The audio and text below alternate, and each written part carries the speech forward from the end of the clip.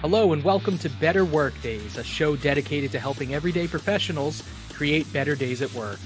I'm your host, Andy Morrison from Real Custom Training, where we design and deliver professional development workshops that are relevant, engaging, actionable, and lasting. Each week on Better Work Days, we'll be taking a look at a specific concept, skill, or story that we use in our workshops. We'll make sure that they're easy to understand, fun to learn about, and most importantly, that they can be applied immediately in the workplace as soon as you finish the episode. Thank you for joining us. It's time for Better Work Days from Real Custom Training. Hey everyone, welcome to episode 3 of Better Work Days from Real Custom Training. I'm your host, Andy Morrison, and in this episode, we're going to look at an important topic, one of my favorite topics to help people out with here at Real Custom Training, and that's shifting your mindset as a new supervisor. So we run a workshop called Supervisory Fundamentals. It's coming up on February 21st. It's one of our most popular programs. And when we run that program, we get a mix of folks. We get some people who have been supervisors for years. We get some folks, we've literally had folks in there who it was their very first day in a supervisory role, and they were in the workshop session with us. Now, those people who are brand new to it, they tell us at the end that it really boosted their confidence and helped them hit the ground running.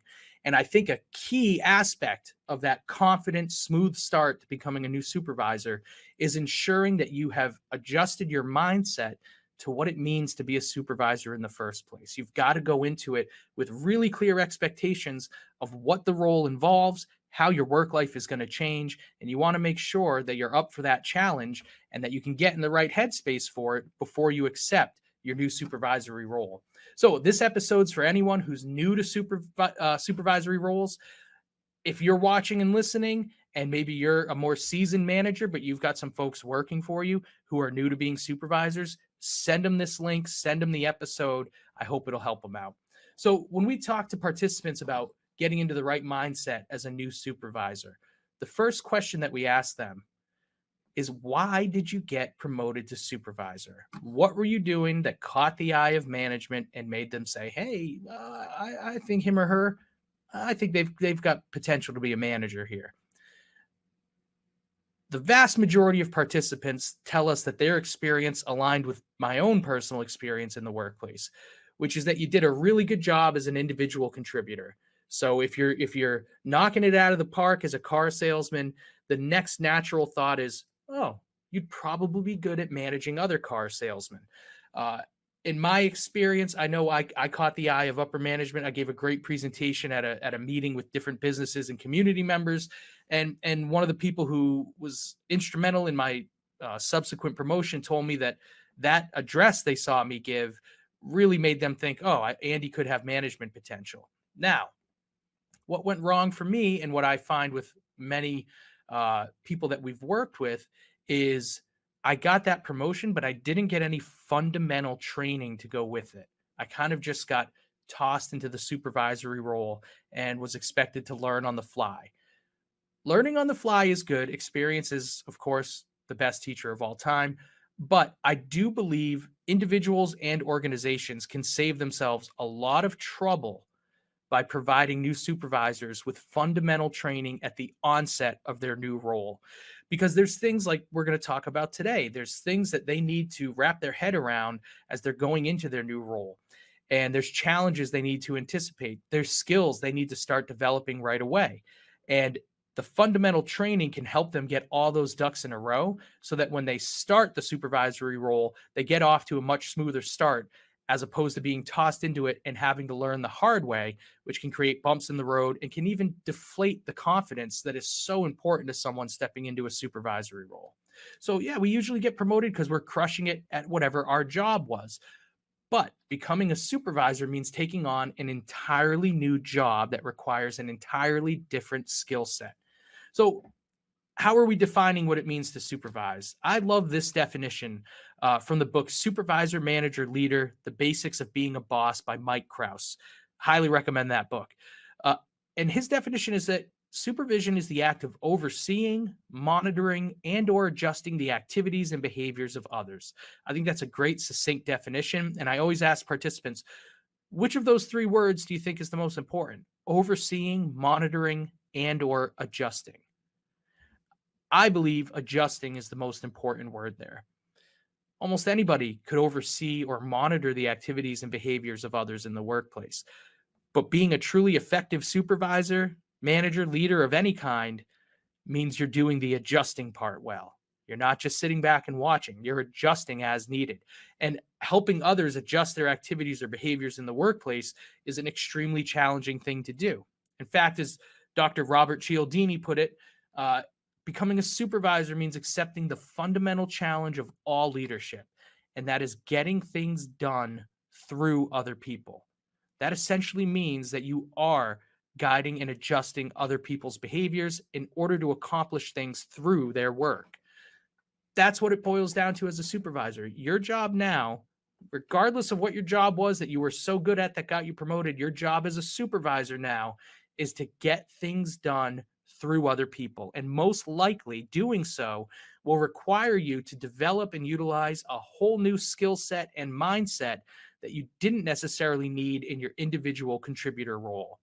Now, in terms of mindset as a new supervisor, I like to ask participants in our workshops to brainstorm a list comparing what their role was like, what their workday life was like when they were an employee versus when they were a supervisor. Because especially for new supervisors, I think it's so important for them at the beginning to wrap their heads around the fact that being a supervisor is going to require different responsibilities and different skills on their part.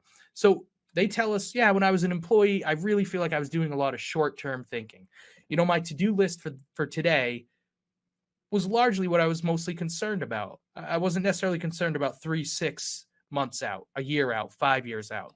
Whereas as a supervisor, you've got to be prepared to start adopting more long-term thinking, because the leaders and executives that are setting the policies and the goals and the strategic plans that you have to help implement, they're thinking in a long-term way.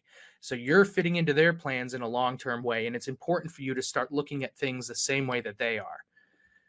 As an employee, you've got to understand goals and missions. You've got to understand the organization's overall goals and missions and how your role fits into that. As a supervisor, you still need to understand that, but you need to communicate those goals and missions to other people. And not just communicate them effectively, but get other people on board.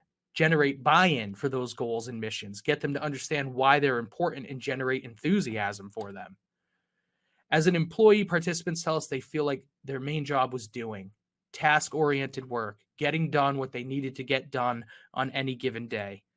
Whereas as a supervisor, your challenge now becomes delegating. And this is particularly tough for some of our clients who come from the manufacturing world, where a lot of them get promoted to a frontline supervisory role, but they don't necessarily get relieved of all the individual responsibilities that they previously had. So now, on top of some of the things they used to be in charge of, the daily things, the task-oriented work they had to get done, they've still got most of, if not all of that. But in addition, they're now in charge of a shift and a group of people.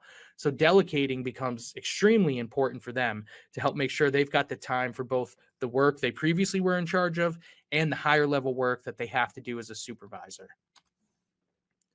Employees, important, accept feedback. You get feedback from your manager or your boss. You've got to accept it, utilize it, implement it in a way that's evident to them so that they know the feedback's being heard and acted upon. As a supervisor, you're still going to have to accept feedback from somebody. Everybody's got a boss, right? But in addition to that, you also now have to be giving feedback to other people. And when it comes to adjusting behavior, giving feedback is one of the essential tools, and it's so important to develop that skill set. Many of these, communication, delegating, giving feedback, long-term thinking, this last one, managing other people's conflicts versus handling your own conflicts. These are all things that we help people work on at Real Custom Training through the Supervisory Fundamentals program that we have coming up, standalone workshops on delegating and giving feedback, conflict management workshop coming up in March here in Putnam, Connecticut. It's so important for supervisors, new supervisors going in, to first adjust their mindset so that they know what life as a supervisor is going to be like. They know how their role is changing, how their expectations are changing, and how their daily execution needs to change too. First, they've got to accept that. They've got to get in that mindset. Then they've got to start working on the skills that can help them execute in the workplace and succeed in their new supervisory role. And that's where we try to help out at Real Custom Training. So if you're a new supervisor, I hope this gives you something to think about. I would also encourage you, if you're a new supervisor, go back to episode 1 of Better Work Days, which is all about growth mindset, because you absolutely have to adopt a growth mindset as a new supervisor. You will not succeed if you don't have that growth mindset. Because if you look at this list of things that supervisors need to do, long-term thinking, communication, delegation, giving feedback, managing other people's conflicts, those are likely all growth areas for you now. Those may not be skills that you had to utilize as an individual contributor. You're going to have to utilize them as a new supervisor. So you have to adopt that growth mindset as well. So if you're unfamiliar with growth mindset, go back to episode 1 and check that out, and couple that with what we went over today so that you can get into the right frame of mind to hit the ground running and get off to a smooth start in your new supervisory role. Now, if you're interested in learning more, if you're interested in working with us to develop these skills, I highly suggest you check out our website, realcustomtraining.com. You can see under the upcoming events tab, our Supervisory Fundamentals workshop is coming up. Great thing about this workshop, it is a live online workshop. We use webcams and microphones to keep it fully interactive, just like our in-person programming. But because it's live and online, anyone can attend from anywhere around the country or the world. We're not just limited to our in-person footprint that we have here in Putnam, Connecticut. So if you're listening to this and you're one of our local partners, but you've got sites outside of Connecticut and employees there that could benefit from this type of programming, the live online workshop is available to them as well. Also, connect with us on social media. Real Custom Training is on Facebook. We are on LinkedIn. Better Work Days will be broadcasting live on both of those social media platforms every week. And you can also find us on YouTube at Real Custom Training on YouTube. You can check out Better Work Days in webinar form there. So thank you for listening, and thanks for helping us create better work.